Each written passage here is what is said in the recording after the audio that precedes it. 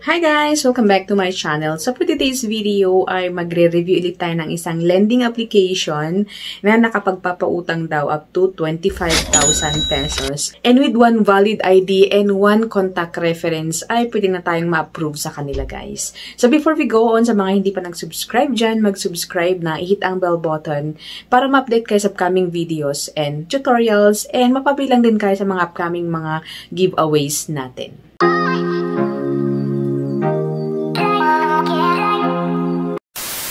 Welcome and welcome back to my channel. So for today's video nga guys, is magre-review ulit tayo ng isa na namang lending application and bagong-bagong application guys. Kasi bagong update lang ngayong 2024 February. So ayon sa kanilang application guys, ay email lang ang kailangan, isang valid ID. Ayan, and pwede na tayo makapag-apply sa kanila. Ayan, and 25,000 pesos ang maximum na pwede nating hiramin sa kanila. Ayan.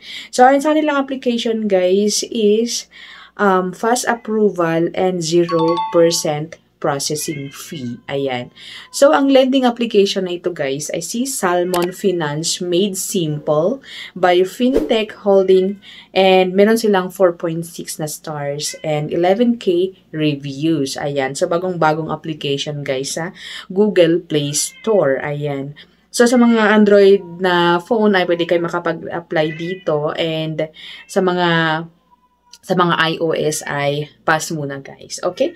So, pagka-install ng ang application guys is kailangan natin or bubungad sa atin yung sabi dito na before we continue, application need to access the contacts and device location. So, ang ating contacts and device location, ayan. So, click natin yung continue and then ayan guys, meron silang definition kay Salmon Credit. Unlike a loan, your credit line will remain available as long as you pay the monthly minimum. With one valid ID ay pwede tayo makapag-apply sa kanila. Ayan. So, sabi din dito na guys na ang ating utangin daw sa kanila or ang ating credit line ay pwede nating gamitin sa pay via QR nationwide, emergency fund, budget for big ticket items, bills, ayan, and cash advance. Ayan. So, click natin yung continue. After which guys ay magtatanong sila ng ating phone number. Ayan. So, phone number and mag-create tayo ng OTP or ng password natin. Ayan. And after which, guys, yung personal information na natin. Ang ating first name, last name, email. Ayan. So, ang email pala, guys, ay kailangan active kasi kailangan nilang i-verify yun, guys. Okay? And then, tap natin yung continue. Ayan. So, next is yung ating current address. So, syempre, yung kung saan tayo nakatira, either rent or own. Ayan. So, meron ditong type of housing, length of stay, housing situation. Ayan. And kung ang housing situation natin is owner, ayan, renter, yun ang nasabi ko na kanina, guys. So, pili lang tayo doon and then continue na natin. Ayan. So, click natin yung continue and dito na tayo, guys. Total amount of money you can get in a month. Ayan. So, dito sa ang pwede nating ilagay ay kung magkano. So, pwede nating taasan kung magkano ang ating income, 50,000, ganyan.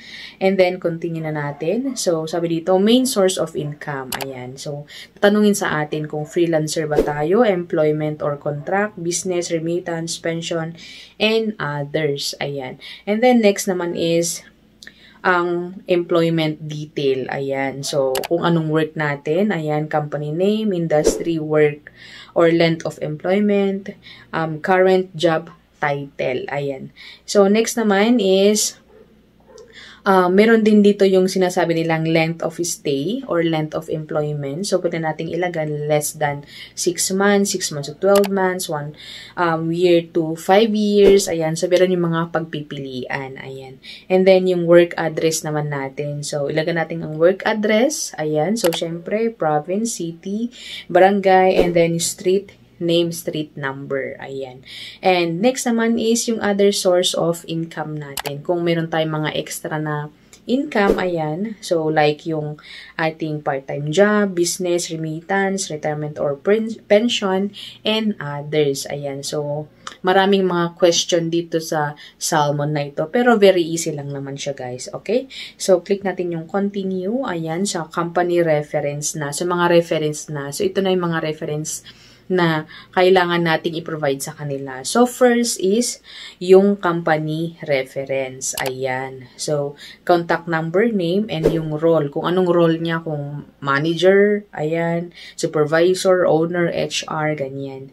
And then, next naman na reference is yung personal. So, 2 lang yung kailangan sa kanila. So, company reference and yung personal reference. Like, kapatid mo, ayan, asawa mo, or parents, ganyan. So, ilagay natin mobile number, name of reference, and yung relationship with you. Ayan. So, next naman guys is yung identity verification via face scan. So, ito na yung pa-selfie ni Mayor guys. So, sabi dito, no hats. Be in a well environment. Get ready for flashing lights. So, yun guys, dapat wala daw yung hat. Wala tayong hat. Ayan. So, walang flash pag magpipicture. Ayan. So, next naman guys is yung identity or yung ating mga ID. Ayan. So, ID to verify. Ayan. So, pwede sa kanila ang driver's license, passport, postal ID, unified or UMID ID, SSS, and yung PhilSys ID. Ayan. So, basically, picturean din natin yun guys and then submit natin sa kanila. Ayan. And then, doon na guys, ilalagay na natin ang type of ID, ang document number, first name, middle name, last name, citizenship, ayan. So, ang tip ko lang guys ay, kung ano yung nakalagay sa ID natin, yun din ang ilalagay natin, yun dun sa may information para mabilisan yung pag-approve sa atin. Ayan. So, next naman guys, ito na guys, reviewing na ang ating application. So, in less than 2 minutes ay approve na ating loan sa kanila. Ayan. So, ang ating first na loan is 3,000 pesos. Ayan. So, with a minimal of mga kaltas-kaltas, medyo magaan sa bulsa. Ayan. So, interest-free period up to 30 days. Ayan. And interest is 9%. Annual fee 0, processing fee 0. Hindi ka guys sa iba ng laki-laki ng processing fee. Ganyan, di ba? So, cash advance, 99 pesos. And then, late fee, 300 pesos. Yun naman ang medyo mataas sa kanila. 300 pesos yung late fee pag late tayo magbabayad. Alright? And then, yan na. So, pag-click natin ng next guys is yung kung saan nila itatransfer yung loan natin. Ayan.